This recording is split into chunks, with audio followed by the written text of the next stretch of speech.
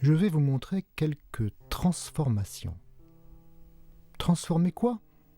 Eh bien, si ça ne vous dérange pas, nous allons transformer mon portrait. Commençons par quelque chose de simple. La transformation Z donne Z sur 2. Chaque point de la photo correspond à un nombre complexe Z, et qu'on divise par 2. On obtient un autre point, son transformé, et donc une nouvelle image. Vous voyez, il n'y a pas de surprise. Je suis tout simplement devenu 2 fois plus petit, puisque chaque Z a été divisé par 2. Cette transformation s'appelle une homothétie. Passons à la multiplication par i. Facile, nous savons que multiplier par i, c'est tout simplement tourner d'un quart de tour. Observez que le module ne change pas, mais que par contre l'argument augmente de 90 degrés. Voilà une façon bien compliquée de dire que nous avons juste fait tourner la photo.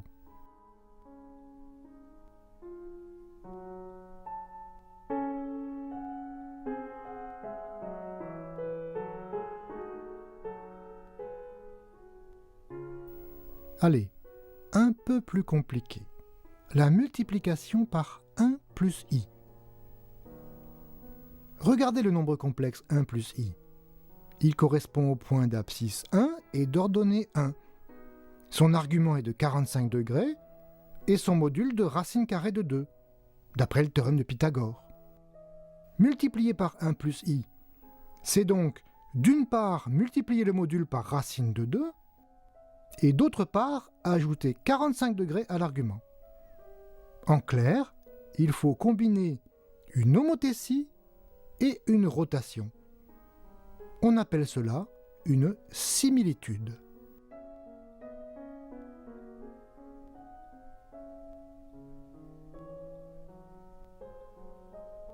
Plus intéressant, nous allons transformer les points Z en leur carré, c'est-à-dire Z multiplié par Z. Commençons par placer la photo dans un endroit convenable, coincé entre les axes de coordonnées.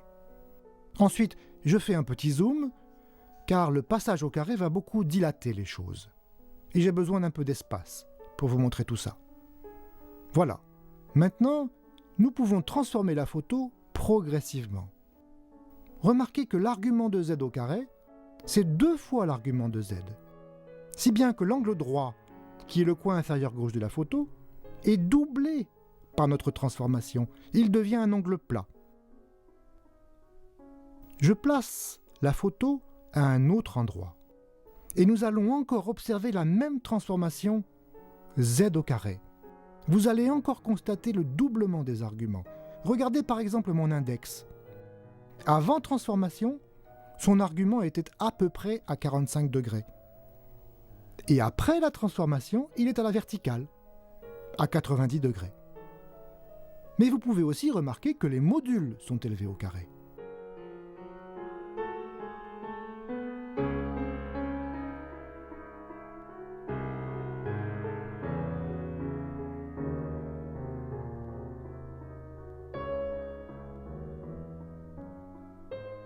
Passons à une nouvelle transformation, celle qui envoie le point Z sur moins 1 sur Z. N'oubliez pas, avec les nombres complexes, on peut ajouter, multiplier, mais aussi diviser, sauf par 0 bien sûr. Cette image ne vous évoque pas la chapelle Sixtine? Les grands nombres complexes, c'est-à-dire ceux qui ont un grand module, deviennent petits quand on prend leur inverse, et réciproquement. Voici une transformation du même genre. Regardez la formule. La valeur de K change peu à peu. Certaines parties sont dilatées, d'autres contractées, mais si on regarde de près, la forme est préservée, même si les longueurs ne le sont pas. Un cercle reste un cercle, même s'il grandit. Ma main a grandi, mon visage est devenu petit, mais vous me reconnaissez quand même.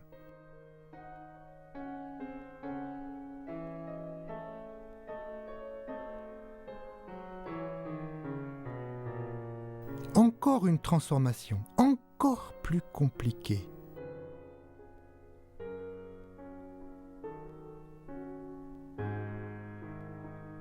Bon, celle-ci n'est pas vraiment un régime amaigrissant. Mais notez une fois de plus que, même si j'ai grossi, la forme des petites parties n'a pas changé. Si vous regardez un bouton de ma chemise, par exemple, il garde la forme d'un cercle. On dit que ces transformations sont conformes ou holomorphes. Des mots latins et grecs bien compliqués pour dire qu'on garde la forme. Vraiment, avec les nombres complexes, on peut faire beaucoup de choses. On peut même en prendre l'exponentielle, si vous savez ce que ça veut dire. Mais même si vous ne le savez pas, regardez donc le traitement que l'exponentielle me fait subir. Ma tête a disparu? Non. Si on regardait au microscope vers l'origine, on verrait ma barbe.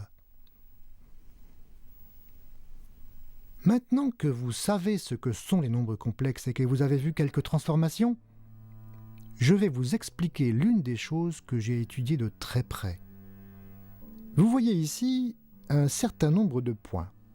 Certains sont bleus, à l'intérieur du disque de rayon unité, et d'autres sont jaunes, à l'extérieur.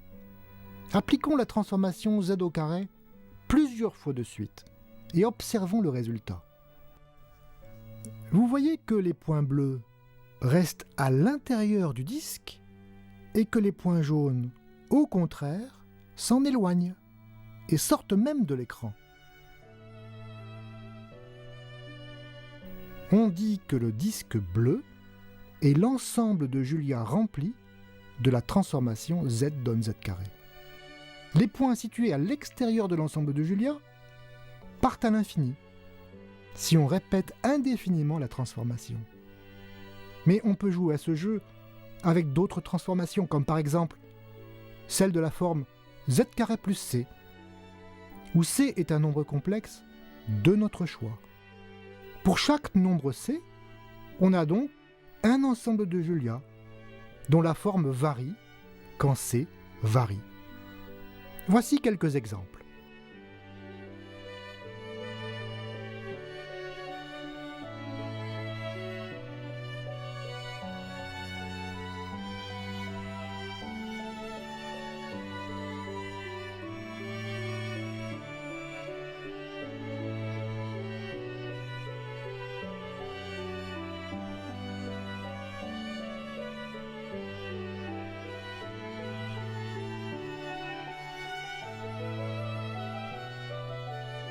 C'est celui-ci que j'ai appelé le lapin.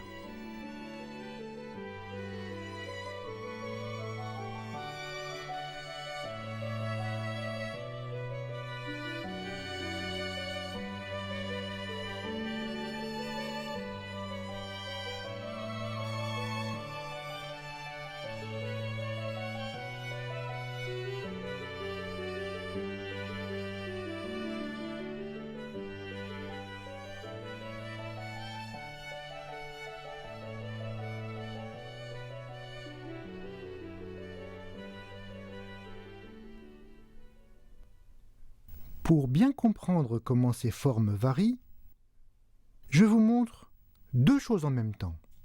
À gauche, du côté rouge, vous voyez un point qui va se déplacer. C'est le point C. À droite, vous voyez l'ensemble de Julia correspondant. Celui-ci se déforme au fur et à mesure que C varie. Mais parfois, pour certaines valeurs de C, l'ensemble de Julia semble disparaître, comme maintenant par exemple. La vérité est que l'ensemble de Julia a éclaté en une infinité de morceaux si petits qu'on ne voit plus rien sur l'écran. Benoît Mandelbrot, celui qui a popularisé les ensembles fractales, a proposé d'étudier l'ensemble dessiné en rouge qui décrit les valeurs de C pour lesquelles l'ensemble de Julia se voit bien à l'écran, c'est-à-dire pour lesquelles l'ensemble de Julia n'a pas explosé en de multiples morceaux. Bien entendu, l'ensemble rouge s'appelle l'ensemble de Mandelbrot, et j'ai passé beaucoup de temps à l'étudier. Je vous propose pour terminer de regarder l'ensemble de Mandelbrot de près, de très près et de zoomer à l'intérieur pour que vous puissiez voir à quel point il est beau. Allons-y, c'est parti. Admirez.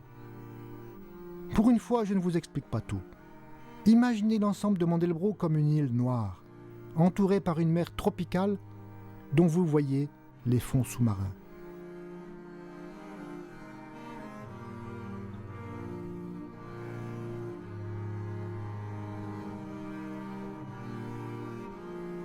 Je vous le dis, vous êtes en train d'observer des détails vraiment microscopiques. Si l'ensemble de Mandelbrot avait la taille d'un terrain de football, eh bien, nous allons examiner des détails de la taille d'un atome, à peu près 1/100000e de millimètre.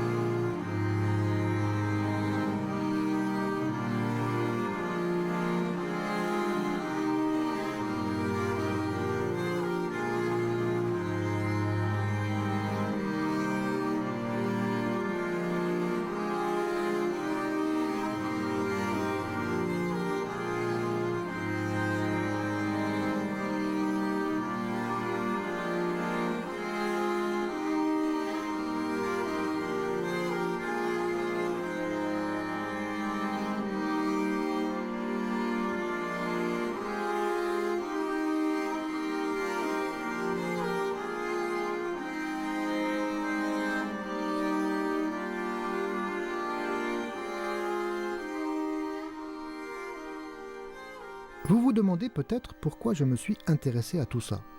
D'abord et avant tout parce que c'est joli, et que la compréhension de ces objets m'a procuré beaucoup de plaisir. Pour moi, c'est une raison suffisante pour y consacrer du temps.